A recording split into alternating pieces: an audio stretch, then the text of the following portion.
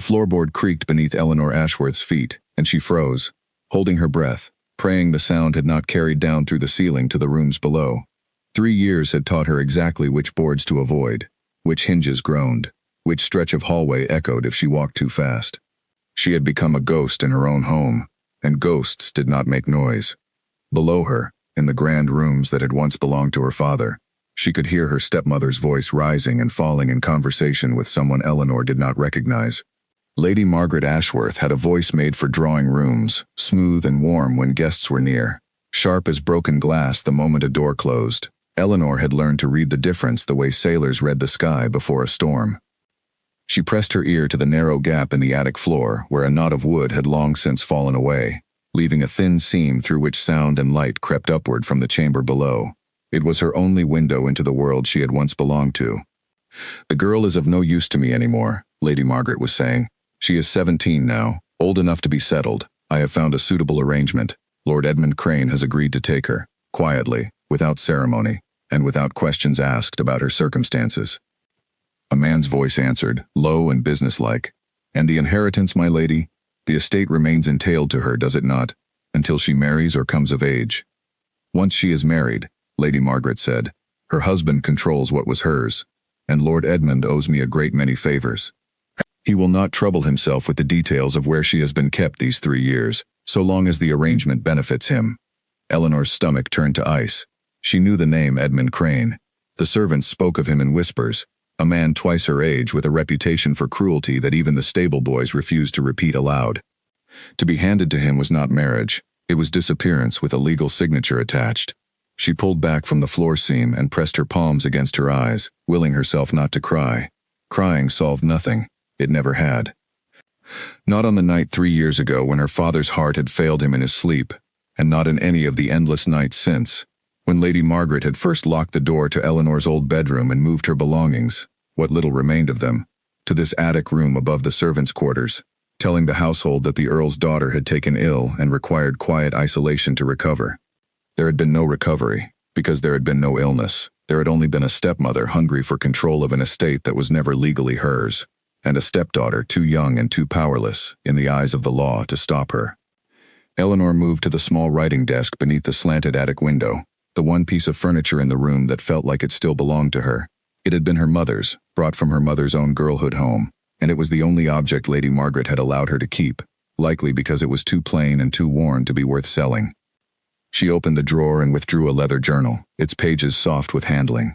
Inside were letters, dozens of them, written over 3 years, addressed to no one, sent to no one, because there was no one left to send them to. Her mother had died when Eleanor was a child. Her father was gone. Her aunts and uncles had either passed or drifted away after the funeral, unaware, or unwilling to know, what had become of the Earl's only daughter. She dipped her pen and began to write, her hand trembling with something between grief and fury. "If anyone ever reads this, know that I did not disappear because I wished to. I was hidden away, first by grief, and then by a woman who saw a frightened girl and decided that girl was worth more locked away than loved. I do not know if I will ever leave this room. I do not know if anyone remembers that Eleanor Ashworth exists at all, but I am still here. I am still myself, and I will not become the wife of a man chosen to erase me quietly from the world." She stopped, breathing hard, and looked at what she had written. It was the most honest thing she had put to paper in 3 years. For a long moment she considered tearing the page free and burning it in the small grate, the way she had done with so many letters before, out of fear that Lady Margaret's maid might find them during one of her rare, searching visits to the attic. But something in her resisted. Perhaps it was exhaustion. Perhaps it was the particular terror of hearing Lord Edmund Crane's name spoken like a business transaction. Whatever the reason, Eleanor folded the page instead, tucked it into the hollow beneath a loose floorboard near the window, and told herself it would stay hidden there, safe, until she found the courage to either destroy it or somehow, impossibly, deliver it to someone who might care. Downstairs, the front door of the estate opened, and new voices entered the hall. Voices Eleanor did not recognize, one of them a man's, calm and unhurried, with the particular ease of someone accustomed to being listened to the moment he spoke. "His Grace, the Duke of Hartley," the butler announced, and Eleanor, crouched by her floor seam once more, felt her breath catch. She had heard the name before, years ago, spoken at her father's table, during discussions of neighboring estates and boundary lines. The Duke of Hartley's lands bordered the Ashworth estate to the east, and there had been some old, unresolved dispute over a stretch of river and the mill that sat upon it, a matter her father had always meant to settle amicably and never had the chance to finish. "Your Grace," Lady Margaret said, her voice sliding into its warmest register. "What an unexpected honor. I confess I did not think the matter of the mill boundary urgent enough to bring you here in person. I find that matters left unresolved for years tend to grow more complicated, not less," the Duke replied. "I thought it best to settle it directly, rather than through solicitors passing letters back and forth for another decade." Eleanor pressed closer to the seam, straining to hear more, though she could not have said why the stranger's voice held her attention so completely. Perhaps it was simply that it belonged to someone from outside these walls, someone who did not know what this house had become, someone who might, if the world were kinder than she had learned it to be, ask the sort of question no one else in 3 years had thought to ask. Where is the Earl's daughter? But no one asked that question. Not that day. The voices moved into the drawing room and the heavy door closed behind them, and Eleanor was left alone again in her attic, listening to nothing but the wind against the old roof tiles and the frantic, hopeful beating of her own heart. She told herself not to hope. Hope, in this house, was a dangerous thing. It had been crushed too many times before to be trusted, and yet, as she sat back down at her mother's desk and stared at the loose floorboard hiding her letter, she found she could not entirely smother the small, stubborn spark that had lit inside her at the sound of a stranger's voice asking why something long ignored deserved to finally be addressed. 3 floors below, in the estate's grand drawing room, Alice, the young housemaid who had served the Ashworth family since before Eleanor's mother had died, moved quietly among the guests, refilling cups of tea and trying, as she always did, to make herself invisible. Alice was one of only 2 servants who still remembered the girl who had once run laughing through these halls, and one of only 2 who knew exactly what had become of her. She had tried, more than once, to help. She smuggled food up the back stairs when Lady Margaret's rationing grew especially cruel. She left candles when the nights turned cold. But she was a servant with no power and no family of her own to shelter her if she was dismissed, and Lady Margaret had made it clear, in the particular way of women who ruled through fear rather than kindness, that any servant caught aiding the girl in the attic would be turned out without reference, into a world that offered little mercy to women alone. Alice set the tea tray down near the Duke of Hartley and caught, for just a moment, the way his eyes moved around the room, not idly, the way most guests' eyes moved, but carefully, as though cataloging details. He noticed the faded patch on the wallpaper where a portrait had clearly once hung, and had since been removed. He noticed the way Lady Margaret's smile did not quite reach her eyes when she spoke of the late Earl. He noticed, Alice thought with a small and dangerous flicker of hope, more than most visitors ever bothered to see. "Forgive my asking," the Duke said, setting down his teacup, "but I understood the late Earl had a daughter. I do not see her among the household." Lady Margaret's composure did not so much as waver, though Alice, watching closely, saw the fractional tightening at the corner of her mouth. "Eleanor," Lady Margaret said, "my poor stepdaughter has been unwell for some time. A delicate constitution, much like her late mother's, I'm afraid. She keeps to her rooms and sees almost no one. It is a great sadness to me, Your Grace. Truly it is." "I am sorry to hear it," the Duke said, and something in his tone made Alice glance up sharply, though his expression gave nothing away. "I hope she recovers soon." "As do I," Lady Margaret said smoothly, and turned the conversation back to the matter of the river boundary, as though the subject of Eleanor Ashworth had already been closed and filed away. But Alice noticed that the Duke's gaze drifted once more toward the ceiling of the grand room that sat directly beneath the attic where a girl no one spoke of any longer sat writing letters that no one was ever meant to read, and something in Alice's chest tightened with a feeling she had not allowed herself in a very long time. It felt, foolishly perhaps, like the first thread of a rope thrown down into a very deep well. Alice waited 3 days before she found her courage. 3 days of watching the Duke of Hartley remain at the estate, far longer than any land dispute over a mill and a stretch of river could possibly justify. 3 days of watching him ask small, careful questions of the staff whenever Lady Margaret was not near enough to hear. 3 days of turning over in her mind whether the risk was worth taking. On the 3rd night, she climbed the narrow servant staircase to the attic, with a candle shielded in her palm, and found Eleanor exactly where she always was, hunched over her mother's desk, her thin shoulders drawn up against the evening chill. "Miss Eleanor," Alice whispered, closing the door softly behind her. "I haven't much time. Lady Margaret retires early tonight, but her maid keeps sharp ears." Eleanor looked up, startled, then relieved. the way she always was when Alice appeared, one of the only warm faces left to her in this cold house. "Alice, is something wrong?" "No, miss." Or, "I don't know. There's a Duke here, the Duke of Hartley. He's been asking after you." Eleanor's pen stilled against the page. "Asking after me?" "He heard you existed, miss, and he didn't like the answer he was given. I've watched him 3 days now. He's not like the others who come through here for dinner and forget the moment they leave. He notices things. He noticed the portraits gone from the hall. He noticed the drawing room fires never lit for more than an hour at a time now, though it used to burn all evening when your father was alive." Alice hesitated, twisting her apron in her hands. "Miss, I think if anyone in England could help you, it might be him. But I don't know how to get word to him without Lady Margaret finding out, and if she finds out, I know what she'll do," Eleanor said quietly. She had lived under that particular threat for 3 years. She did not need it spoken aloud. She sat in silence for a long moment, staring at the loose floorboard near the window where her letter still lay hidden. It felt like madness even to consider it. A stranger, a duke no less, a man who owed her family nothing and who could, with a single careless word to Lady Margaret, make Eleanor's situation infinitely worse. And yet Alice's description of him, a man who noticed absences, who asked the questions others were too polite or too indifferent to ask, lodged itself somewhere in Eleanor's chest and would not let go.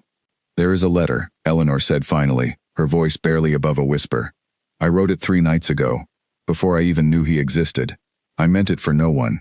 I meant to burn it, but I hid it instead." She rose and pried up the loose floorboard, retrieving the folded page with hands that trembled slightly. "If you could find a way to put this into his hands without anyone seeing, without risk to yourself, Alice, I mean it. I would rather he never read it than have you dismissed for my sake." "I'll manage it," Alice said, taking the letter and tucking it swiftly into the folds of her apron. "The Duke takes his morning walk along the East Garden path before the household wakes. I've seen him there each day this week. I can find a moment." Eleanor caught her hand. "Thank you. Whatever happens, thank you for not forgetting me." Alice's eyes filled, but she blinked the tears back briskly, the way a woman does when she has learned that sentiment is a luxury servants can rarely afford. "No one who ever met you truly forgot you, miss. They were just too frightened of her to say so."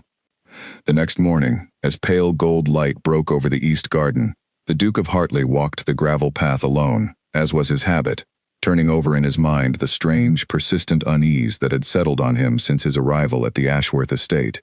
He was not a man given to idle suspicion.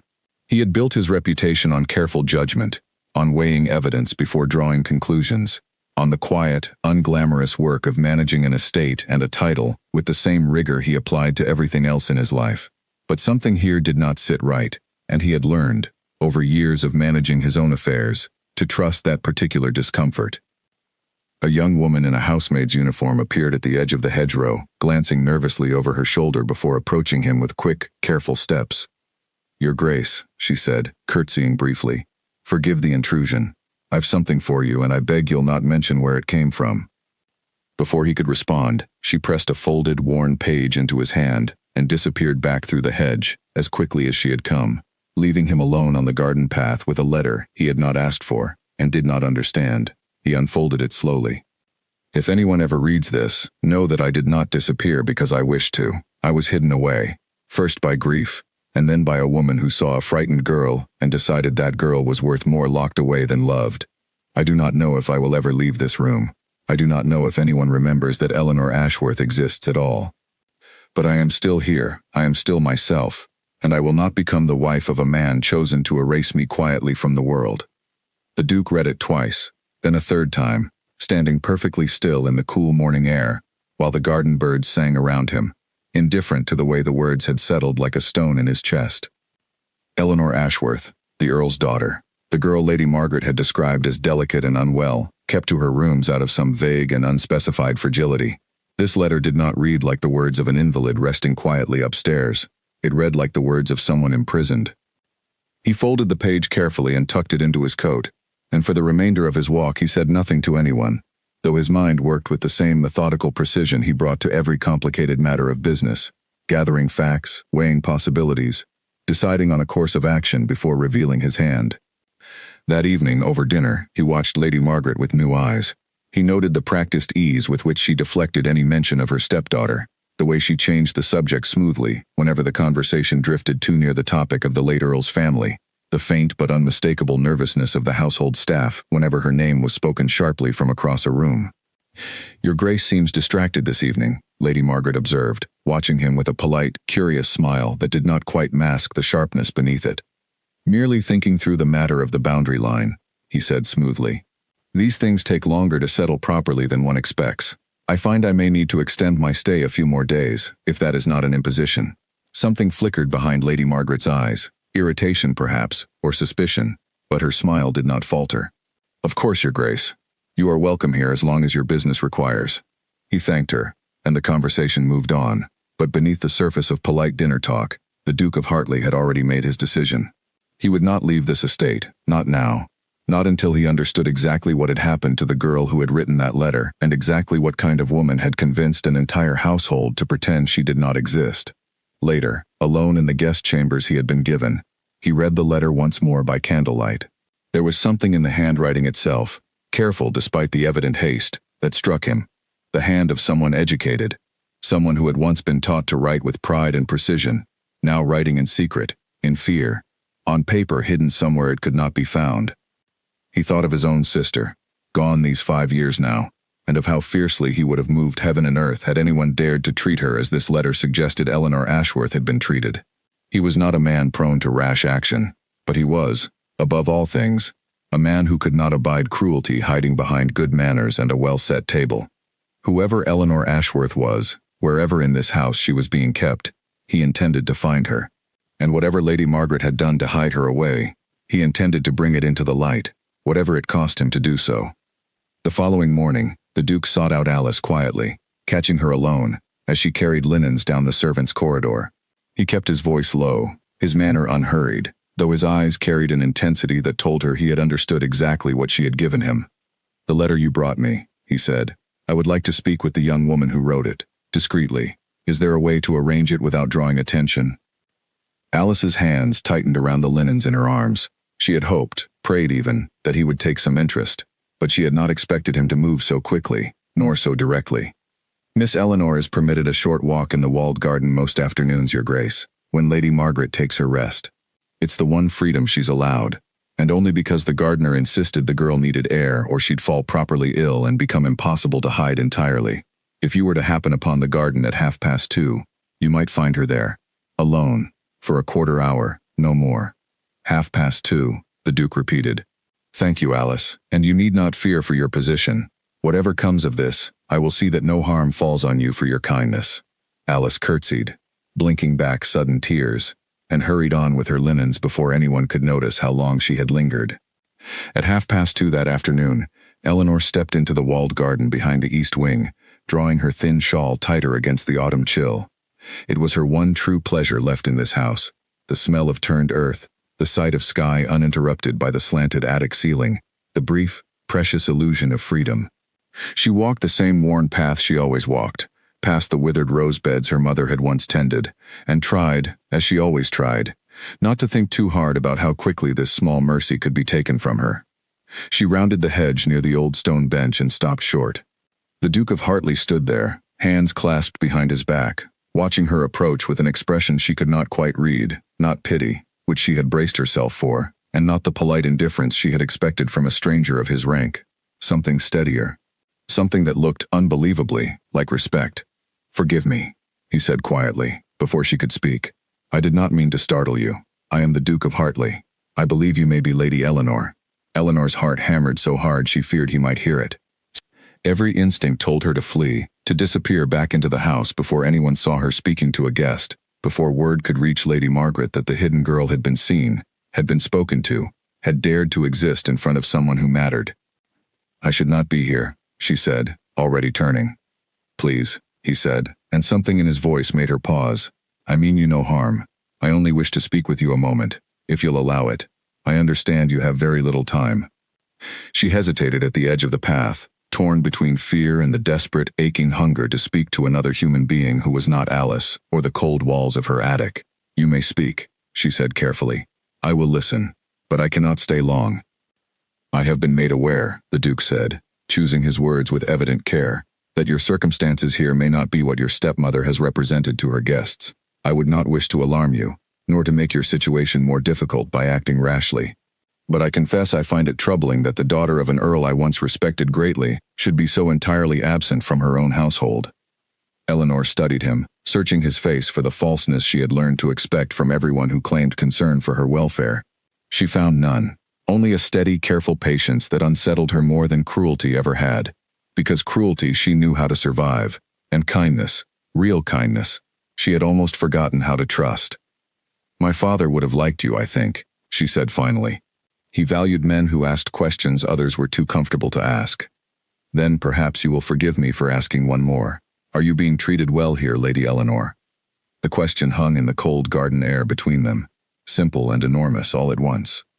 Eleanor thought of the attic, of the rationed meals, of Lord Edmund Crane's name spoken through the floor scene like a sentence already decided, and found she could not force herself to lie. Not to this man, not after 3 years of forced silence. "No," she said quietly. "I am not." Something shifted in the Duke's expression, not shock, for he had suspected as much already, but a kind of grim resolve settling over his features, like a decision finally confirmed. "Then I would ask you to trust me a little longer, if you can bear it. I do not yet have proof enough to act as I would wish, but I intend to gather it, and I intend to see you safely out from under whatever arrangement your stepmother has planned for you." "You know of the arrangement?" Eleanor's voice caught. "I know a name was mentioned in your letter. I do not yet know the particulars. I would ask that you tell me, if you are willing, though I understand if the walls of this garden feel no safer than the walls of your room." Eleanor glanced toward the house, toward the windows of the drawing room where, at this hour, Lady Margaret's maid sometimes watched the grounds on her mistress's instruction. "I cannot say more today. It is already too dangerous that I have said this much. But if you return tomorrow, at this same hour, I will try to bring what proof I can gather in the meantime." "Tomorrow, then," the Duke said, and something in the simple exchange of that promise steadied them both. Two strangers, standing in a withering rose garden, bound suddenly by a shared and dangerous purpose. Eleanor turned to go, then paused, looking back at him with an expression caught somewhere between hope and disbelief. "Why would you trouble yourself for a girl you have never met, over a matter that does not concern you?" The Duke considered the question seriously, as he considered most things. "Because I read your letter, Lady Eleanor, and I did not read the words of someone asking for pity. I read the words of someone who had not given up, even after everything had been taken from her. I find I cannot walk away from that, whether it concerns me or not." She left him standing among the withered roses, and though she returned to her attic with the same careful, silent steps she always used, something in her chest had shifted, some long-dormant ember stirred back to life by the simple fact of having been seen. That evening, Lady Margaret summoned the household staff for an unusual inspection of the grounds, questioning the gardener sharply about who had been permitted near the east garden that afternoon. Alice, standing at attention with the other servants, kept her face carefully blank, though her heart pounded with fear that somehow, impossibly, word had already reached her mistress. "The Duke of Hartley has taken an unusual interest in wandering the grounds," Lady Margaret said coolly, addressing the assembled staff without quite looking at any of them directly. "Should any of you find him asking questions that do not concern the boundary dispute, you will report it to me directly. I trust I need not explain the consequences of failing to do so." The servants murmured their assent, and the inspection ended, but Alice caught the flicker of genuine unease beneath Lady Margaret's composure, and understood, with a chill that settled deep in her bones, that their window of safety was closing faster than any of them had hoped. Whatever the Duke intended to do, he would need to do it quickly, before Lady Margaret's suspicion hardened into certainty, and certainty hardened, as it always did with that woman, into swift and merciless action. Upstairs in her attic, Eleanor sat once more at her mother's desk, staring at the loose floorboard where she had once hidden a letter meant for no one, and thought, for the first time in 3 long years, that perhaps she was not as forgotten as she had believed. The Duke of Hartley did not waste the days that followed. He wrote, under the pretense of continuing correspondence about the mill and the river boundary, to a solicitor he trusted in London, a careful and discreet man named Henry Whitfield, who had once handled affairs for his own family, and who Hartley knew could be relied upon for both competence and confidentiality. He requested, without explaining fully why, a review of the late Earl Ashworth's will and the terms of the estate's guardianship, along with any record of financial activity in the years since the Earl's death. He also began speaking, carefully and separately, with members of the household staff who had served the family longest. The aging groundskeeper who remembered Eleanor as a laughing child running through the very garden where the Duke now met her. and an elderly cook who had once prepared the girl's favorite meals and now watched, helpless, as ration trays were carried up narrow stairs to a room she was forbidden to visit. Each conversation confirmed what the Duke had already begun to suspect, that Eleanor's confinement was neither medical nor voluntary, and that Lady Margaret had, over 3 years, systematically dismantled every connection between the Earl's daughter and the outside world. Lady Margaret, for her part, was not a woman easily fooled, and the Duke's continued presence, his quiet questions, his lingering walks near parts of the estate that held no relevance to any boundary dispute, had begun to unsettle her considerably. She summoned him, on the 4th day, to a private conversation in the estate's study, her expression carefully arranged into one of gracious concern. "Your Grace," she said, closing the study door behind them, "I confess I have grown a little puzzled by the length of your stay. The matter of the mill was, I believe, settled between our solicitors within the first 2 days. I do hope nothing else detains you here." "You are perceptive, Lady Margaret," the Duke said evenly. "I will be honest with you, since I find honesty tends to save a great deal of time. I have heard certain concerns from members of your household regarding your stepdaughter's welfare.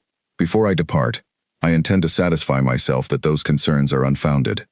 Lady Margaret's smile did not waver, but her eyes turned cold and assessing. "I do not know which servants have been filling your Grace's head with idle gossip, but I assure you, my stepdaughter's health is a private family matter, and one I would ask you not to trouble yourself with further. It is neither your business nor your place." "Forgive me for disagreeing," the Duke said, his tone remaining perfectly courteous even as his words carried unmistakable weight. "The late Earl was a man I respected, and I find I cannot in good conscience leave this estate without confirming that his daughter is safe and well cared for. I intend to verify the household's affairs personally before finalizing any further business between our families. I am certain, if all is as you say, this will present no difficulty at all." The threat, though delivered with impeccable manners, was unmistakable, and Lady Margaret understood it perfectly. For a long moment, the two of them regarded each other across the study, each fully aware of the game now being played, though neither said so aloud. "Of course, Your Grace," she said at last, her voice tight with barely restrained fury beneath its polished surface. "I would not dream of obstructing your concern. Though I must say, I find it curious that a man of your standing would concern himself so deeply with the private affairs of a household not his own. I find cruelty concerns me wherever I encounter it," the Duke replied simply, and left the study before she could respond. That evening, Lady Margaret summoned Eleanor to the attic's narrow doorway herself, an event so rare that Eleanor's heart seized with dread the moment she heard her stepmother's footsteps on the stairs. Footsteps Lady Margaret almost never bothered to climb, having long delegated the task of monitoring Eleanor to servants and locked doors. "The Duke of Hartley has been asking questions about you," Lady Margaret said without preamble, her voice stripped entirely of the warmth she showed to guests, revealing the cold, calculating woman beneath. "I do not know what foolishness has reached his ears, but you will say nothing to him, do you understand me? Nothing. If he speaks to you, if he so much as looks in your direction, you will tell him you are unwell, that you require rest, and you will return to this room immediately. Do you understand?"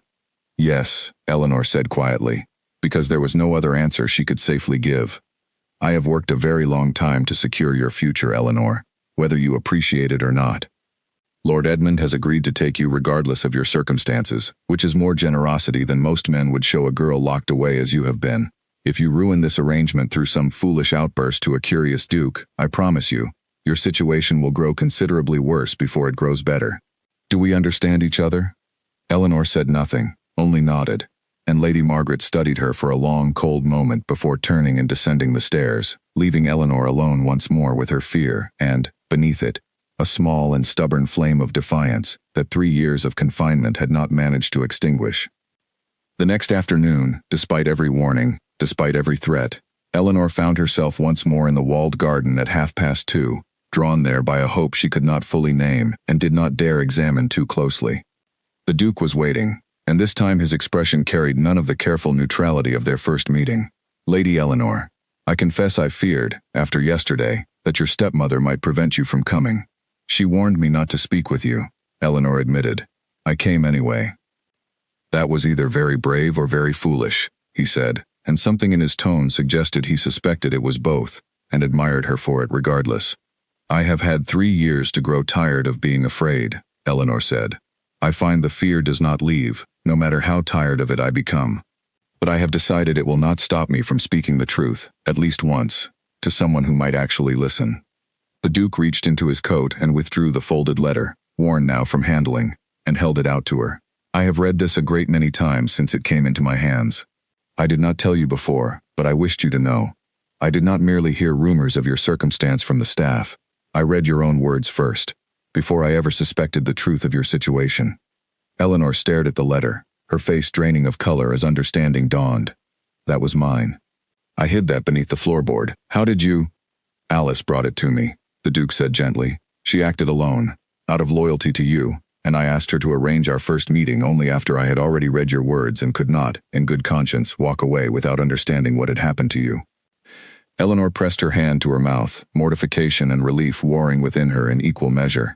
She had written those words never intending another soul to read them, raw and unguarded in a way she had shown no one, not even Alice, in 3 years. And yet here he stood, having read her most private grief, and rather than pity or discomfort, his expression held only quiet, steady respect. I am sorry, he said, watching her carefully. I know it must feel a violation, to have your private words read by a stranger. I did not seek them out to intrude upon you. I only wished to understand, and once I did, I found I could not simply forget what I had learned. I am not embarrassed that you read it, Eleanor said slowly, surprising herself with the honesty of the admission. I am only embarrassed that it took a stranger reading my private grief for anyone to finally ask if I was well. Then let me ask properly, now, face to face, the Duke said. Tell me everything, Lady Eleanor. Tell me what has happened to you these 3 years, and what your stepmother intends for your future. I cannot promise I can undo every wrong that has been done, but I promise you, I will not walk away and pretend I never knew. And so, in the fading autumn light of a withering garden, with the weight of 3 years of silence pressing against her chest, Eleanor Ashworth finally began to speak the truth aloud, and found, to her own quiet astonishment, that someone was finally, truly listening. A week passed, and with it came the reply the Duke had been waiting for.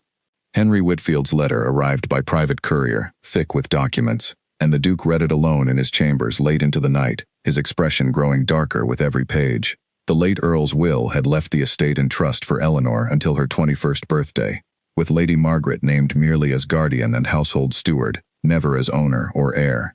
Yet the financial records Whitfield had managed to obtain told a very different story than the will intended.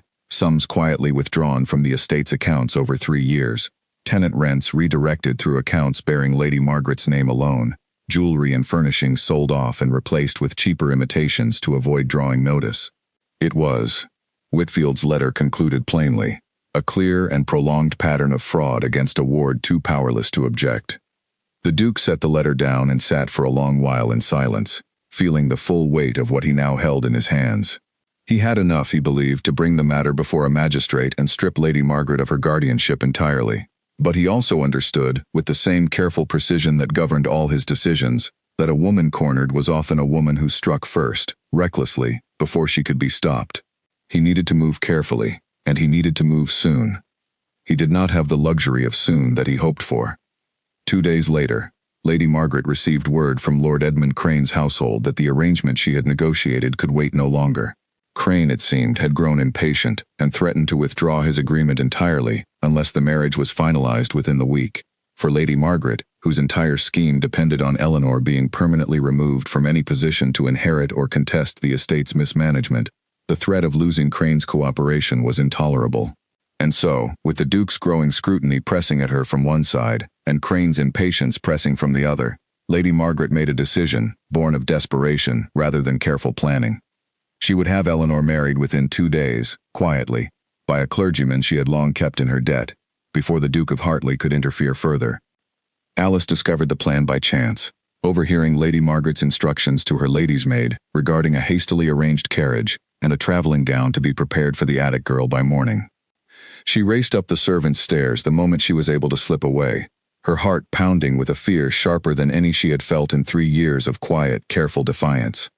"Miss Eleanor," she gasped, bursting into the attic room without her usual caution. "She means to send you away tomorrow morning, to Lord Edmund's estate. There's to be a clergyman waiting, and once it's done, miss, once it's done there'll be nothing anyone can do, not even the Duke, because a married woman belongs to her husband in the eyes of the law." Eleanor's blood ran cold. "Tomorrow morning? Are you certain?" I heard it with my own ears, miss. You're to leave at first light, before the household properly wakes.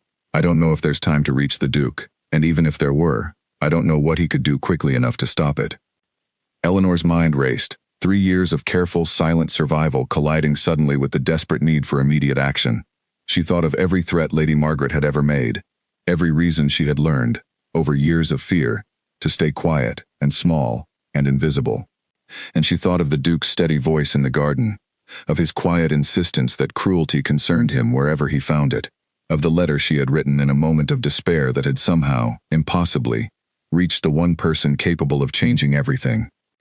"Alice," Eleanor said, her voice steadier than she felt, "I need you to get word to the Duke tonight, however you must, and I need you to help me delay the morning as long as I possibly can."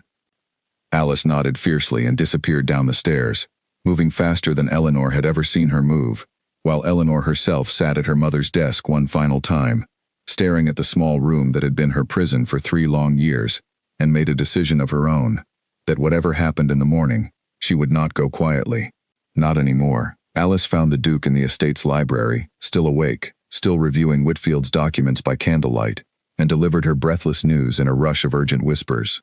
The Duke rose immediately, his careful, methodical calm replaced by something sharper and more decisive. "There is no time to summon a magistrate properly," he said, thinking quickly, but Whitfield included in his letter the necessary documentation to challenge the guardianship immediately, should evidence of fraud or endangerment be presented. "I will need witnesses among the staff willing to speak plainly, and I will need to be present myself before that carriage departs.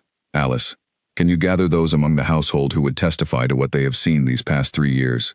"I believe so, Your Grace. The cook, the groundskeeper, myself. We've all seen enough, and we've all grown tired of staying silent out of fear." "Then we move at first light, before the carriage departs, not after," the Duke said. "I would rather confront this matter directly than allow Lady Margaret the chance to remove Eleanor from this estate entirely." Through the long, tense hours of the night, the household held its breath. Eleanor did not sleep, sitting instead at her window, watching the darkness slowly give way to the first pale hints of dawn, her heart caught between terror and a fragile, stubborn hope she barely dared to acknowledge. At first light, as promised, Lady Margaret's maid arrived at the attic door with a traveling gown and instructions to dress quickly, the carriage already being prepared in the courtyard below. Eleanor dressed with trembling hands, stalling as long as she dared, until the maid's patience wore thin and she was ushered, at last, down the narrow stairs and into the main hall, where Lady Margaret waited with the cold, satisfied expression of a woman who believed her plan already secured. "You will behave yourself in the carriage," Lady Margaret said quietly, gripping Eleanor's arm as they crossed the hall. "Lord Edmund is a man of little patience, and I would advise you not to test what remains of his." They reached the courtyard just as the first true light of morning broke over the estate, and Eleanor's heart lurched at the sight before her, not merely the waiting carriage, but the Duke of Hartley standing squarely before it, flanked by Alice, the elderly cook, and the aging groundskeeper, each of them wearing the fixed, resolute expressions of people who had finally decided that silence had cost them enough. "Lady Margaret," the Duke said, his voice carrying clearly across the courtyard, "I would ask you to halt this carriage. I have documentation from your late husband's own solicitor, demonstrating clear and repeated fraud against his daughter's inheritance, along with witnesses prepared to testify to her mistreatment these past 3 years. I do not believe any magistrate in England would allow this marriage to proceed under such circumstances, and I intend to see that one is consulted before this carriage departs this courtyard." Lady Margaret's composure cracked at last, fury replacing the practiced warmth she had worn for guests for so many years.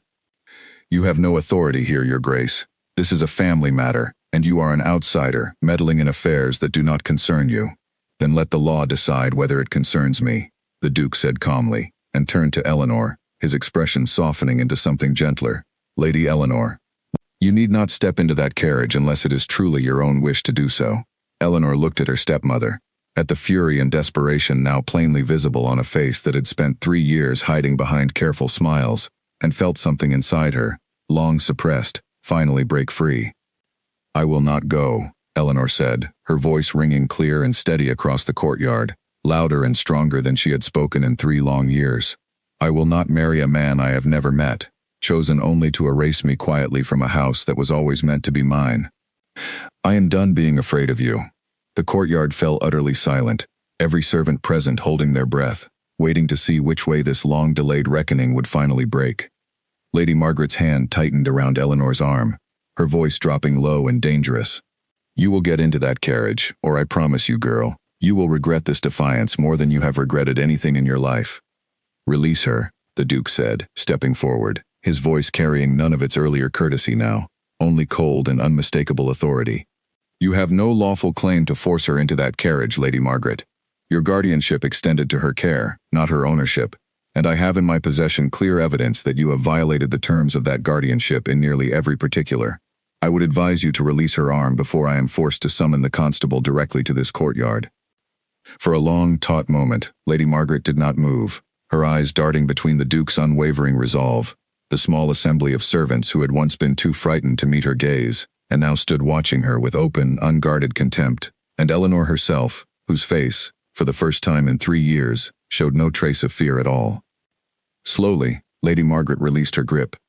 "This is not finished," she hissed, though the words carried the hollow ring of a woman who understood, even as she spoke them, that it very nearly was. "I believe it is," the Duke said. "Mr. Whitfield, my solicitor, has already prepared the necessary documentation to bring this matter before the local magistrate this very morning. Given the evidence of financial fraud alone, I expect your guardianship will be revoked before the week is out. As for the personal treatment of your stepdaughter, I suspect the testimony of your own household staff will speak for itself." The cook and the groundskeeper stepped forward then, each of them recounting, in halting but resolute voices, what they had witnessed over 3 long years: the rationed meals, the locked doors, the child who had once run laughing through these halls, reduced to a whispered rumor of illness that never seemed to end. Alice spoke last, her voice steady despite the tears in her eyes, describing the candles smuggled up narrow stairs, the letters hidden beneath floorboards, the quiet, patient cruelty of a woman who had mistaken power for love and control for care. Lady Margaret said nothing further. There was, in the end, nothing left to say that would undo 3 years of testimony now finally spoken aloud. Within the hour, word had been sent to the local magistrate, and by early afternoon, officials had arrived at the estate to review the documentation the Duke's solicitor had assembled. It did not take them long to confirm what the Duke had already suspected, that Lady Margaret's guardianship had been built on fraud from nearly its earliest days, and that her treatment of her stepdaughter constituted grounds not merely for the revocation of her authority over the estate, but for formal legal consequence beyond it. Lady Margaret was escorted from the estate that same evening, stripped of her guardianship, her access to accounts frozen pending full investigation, her carefully constructed reputation among the county's finest families already beginning to unravel as word of the scandal spread. She left without ceremony, without the graceful exit she had always imagined for herself, and Eleanor, watching from the front steps of the home that was finally, truly her own again, felt no triumph in the sight, only a quiet, exhausted relief that the long shadow over her life had finally lifted. In the days that followed, the estate slowly began to breathe again. The portrait that had once been removed from the hall was found in storage, dusty but undamaged, and returned to its place above the staircase, Eleanor's mother's gentle painted smile once more watching over the halls she had loved. The fires in the drawing room burned freely again, the pantry filled without careful rationing, and Eleanor herself, for the first time in 3 years, slept in her own bedroom, no longer confined to the attic that had held her prisoner for so long. The Duke remained at the estate throughout this period, ostensibly to assist with the legal proceedings, though both he and Eleanor understood, without needing to say so aloud, that his reasons for staying had grown to encompass far more than solicitors and boundary disputes. They walked the garden together often in those weeks, no longer stealing brief, fearful quarter hours, but full, unhurried afternoons, speaking of everything and nothing, of the father Eleanor had lost, and the sister the Duke still grieved, of books they had both loved, and dreams neither had dared voice aloud in years. One evening, as autumn gave way to the first crisp edges of winter, the Duke found Eleanor in the garden where they had first properly spoken, standing near the very bench where he had waited for her that first frightened afternoon. "I have been thinking," he said, "about the letter that brought me to you. You wrote it believing no one would ever read it, and yet it found its way into precisely the hands that needed to see it." "I have thought of that too," Eleanor admitted. "I nearly burned it that night. I am glad now that I didn't." "So am I," the Duke said, and there was something in his voice that made Eleanor's breath catch. "Lady Eleanor, I did not come to this estate seeking anything more than the settlement of an old boundary dispute. I did not expect to find a young woman whose courage, even after everything taken from her, remained entirely unbroken. I do not offer this out of pity, and I hope you will not mistake it for such. I have come to care for you, deeply and honestly, for exactly who you are, not for who your circumstances once made you appear to be. Eleanor's eyes filled with tears she did not try to hide. I thought love was something that had ended for me the day my father died. I did not think there would be anything left of that kind of feeling, not after everything since. And now? The Duke asked gently. Now, Eleanor said, I find I was wrong. He took her hand then, there among the roses that had, against all expectation, begun to bloom again with the careful tending of a household finally allowed to heal, and asked her, with quiet sincerity, if she would consider becoming his wife, not out of obligation, not out of rescue, but out of a genuine and steady love that had grown, unhurried and unforced, from the moment he had first read her hidden words. Eleanor said yes, and the sound of her own voice speaking that single word, freely and without fear for the first time in longer than she could remember, felt like the truest kind of freedom she had ever known. Spring arrived at Hartley Hall with a brightness the old stone house had not seen in years, and on a clear morning in early May, Eleanor Ashworth became the Duchess of Hartley, in a small ceremony attended by those who had earned their place there, through loyalty rather than rank. Alice stood near the front of the modest gathering, dressed in a fine new gown the Duke had insisted on gifting her, weeping openly with a happiness she made no attempt to hide. The elderly cook and the groundskeeper sat nearby, along with Henry Whitfield, whose careful legal work had helped secure both Eleanor's inheritance and her freedom. Lady Margaret's name was not spoken that day, nor did it need to be. She had long since faded into a distant, diminished footnote in a story that had finally, properly, become Eleanor's own. The Ashworth estate, restored fully to Eleanor's ownership under the careful stewardship she now oversaw herself with the Duke's steady support, thrived in the months that followed. The attic room where she had once spent 3 long years in silence was transformed, at Eleanor's own request, into a bright reading room filled with books and sunlight, a deliberate reclaiming of a space that had once held only fear. She kept her mother's writing desk there still, though now she filled its pages with letters she fully intended to send, to old family friends slowly reconnecting with her, to tenants whose concerns she now addressed personally, to the sister-in-law she had never had and had come, in the Duke's grieving family, to love as her own. On the evening of her wedding day, as the last of the guests departed, and the halls of Hartley grew quiet, Eleanor found her husband waiting for her in the study, a small fire crackling warm and steady in the grate. She carried with her the original letter, worn soft now from years of careful handling, the one that had once been hidden beneath a loose floorboard and had, against every reasonable expectation, found its way into exactly the hands that needed it. I thought you might like to hear it again, she said, now that it has become something other than what I wrote it to be. The Duke settled beside her by the fire, and Eleanor unfolded the letter one last time, her voice steady and clear as she read the words aloud, no longer the desperate confession of a frightened girl who believed herself forgotten, but the quiet, triumphant testimony of a woman who had survived, and who had, against every dark expectation, finally been found. If anyone ever reads this, know that I did not disappear because I wished to. I was hidden away, first by grief, and then by a woman who saw a frightened girl and decided that girl was worth more locked away than loved. I do not know if I will ever leave this room. I do not know if anyone remembers that Eleanor Ashworth exists at all, but I am still here. I am still myself, and I will not become the wife of a man chosen to erase me quietly from the world. She lowered the page and looked at her husband, at the man who had read those hidden words when they were never meant for any eyes but her own, and who had chosen, from that very first reading, to see her fully rather than to look away. I was so certain, once, that love was something already lost to me, she said softly. I had convinced myself that whatever chance I once had for happiness ended the day my father died, and every day after only confirmed it further. I never imagined that a stranger's kindness, a single letter, and a little bit of stubborn hope could change the entire shape of my life. I do not think it was only the letter, the Duke said gently, taking her hand in his. I think it was you, all along. The letter simply gave me the chance to see what had been there the entire time, waiting patiently for someone to finally look. Outside, the first stars of the evening had begun to appear over the quiet grounds of Hartley Hall, and inside, by the warmth of the fire, Eleanor Ashworth, once hidden away and long forgotten, sat beside the man who had found her, safe at last, loved at last, and entirely, unmistakably home.